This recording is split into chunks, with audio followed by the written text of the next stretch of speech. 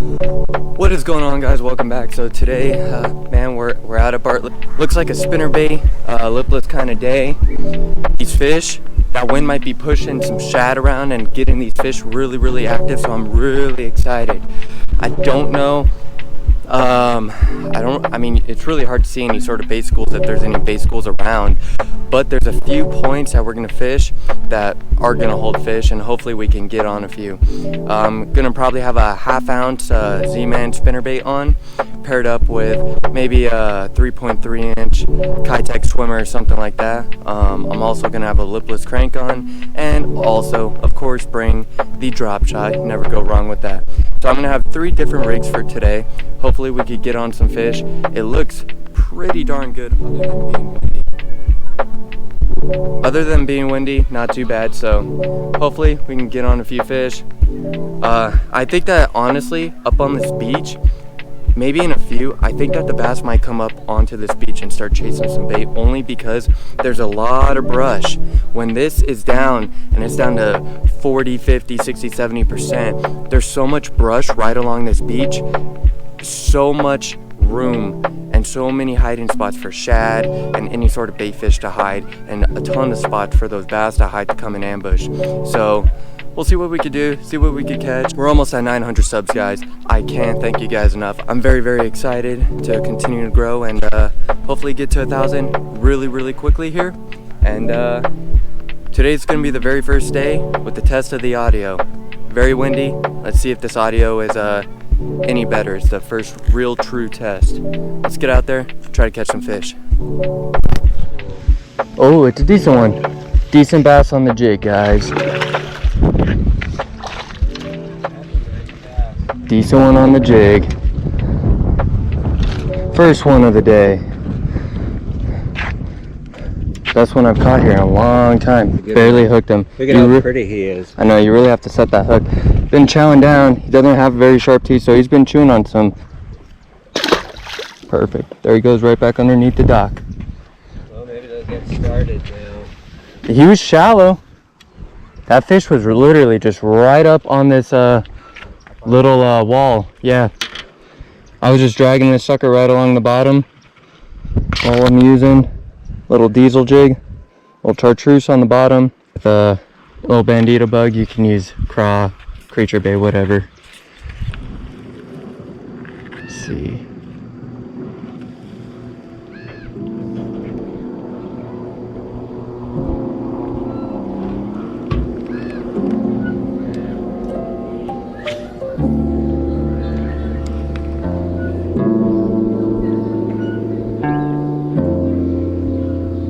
That actually felt like a bite.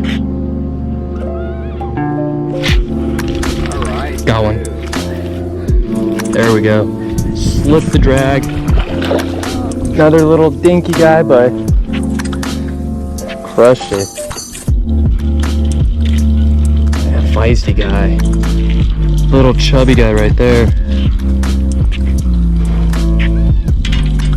Let's make sure this is on. Little dinky guy. Look at that belly on him. Big fish. Feisty fish.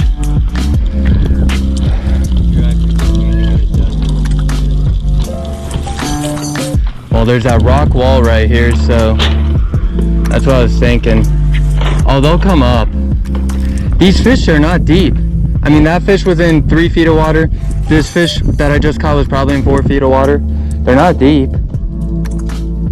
There's that high ridge right here where when the water's low, you can hike underneath this part. And so I'm just walking it up this ridge.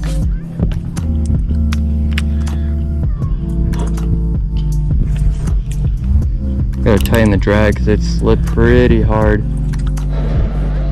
Got another one, guys. It's a bigger one too.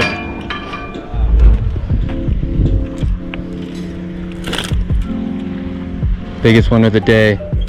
He crushed it. Look at that fish right there. Very cool. Get him back in. Alright, 3 fish today on the jig. Not too bad as I screw up my line. This is the only way to catch them today. All bottom stuff. I've tried drop shot, not even a bite. they're on the bottom. They're stuck to the bottom. Oh, there we go. See, I got bait right there. Bump, bump. There we go. All right. Oh, he popped off. That was the best fish I've had today, weight-wise. All right. So right here is a big old ridge, and it slopes and it drops probably 30 feet or so. So if you can run it perfectly over it, there's a lot of brush right on top, just like that, right on top. See that? That's what you want to do. Man, he crushed it. Stay down, stay down, stay down. Just a little dink. But that's fun. How they hit that, that's crazy. So, I mean, he crushed it. Not a big fish whatsoever, but very, very fun. They're just sitting.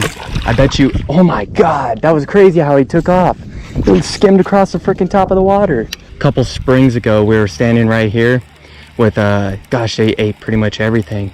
But I was using a chatterbait with a Reaction Innovation beaver, all white beaver, like a pearl color, and just crushing them with just a basic white chatterbait. Nothing fancy.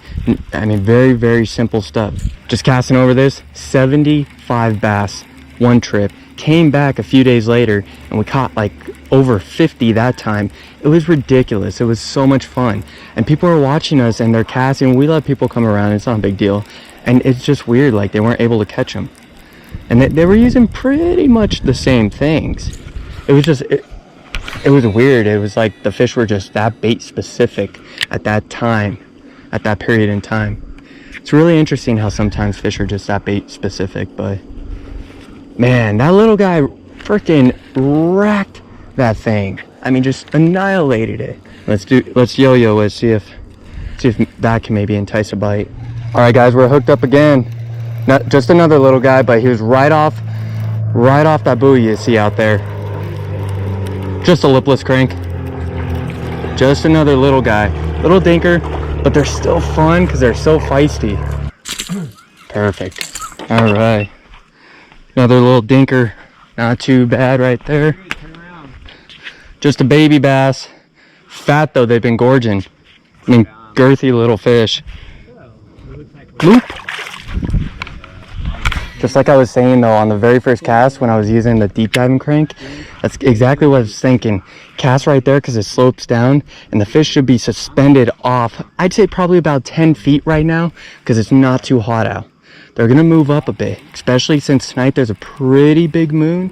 All right guys, he's hooked up with a much better fish. This is, yeah, you know, this fish is being really weird. You may have hooked a catfish. I might have got a catfish. You may have hooked a, oh, he spit it. that was just a bigger bass. Yeah, just a bigger bass. Probably I'd say about 2. All right guys, hooked up again on the lipless. I was just yo-yoing it, just messing around, and I just felt the line go slack. Another little baby one, but still a fish, just a little one. It's got the pattern of a spot in a way, but just a little baby one. Dink. All right guys, so hopefully you can see me pretty darn well. It is dark. Got back a couple hours ago from Bartlett. I just stopped by my house, got to change clothes, everything, all that good stuff, you know. But hey, we did decent. We did not do bad. We got on a couple jig fish, which I love jig fishing. It's so much fun. So when I'm able to do it and I have the ability to be able to catch a fish, I'll jig fish over any other fishing, unless it's topwater. That's the only thing I'd rather do other than jig fishing. Just because when you jig fish, those bites are so ruthless, and sometimes they're just so intense that, I mean, who wouldn't like that? You're like, whoa, I got a fish. Like, it's crazy.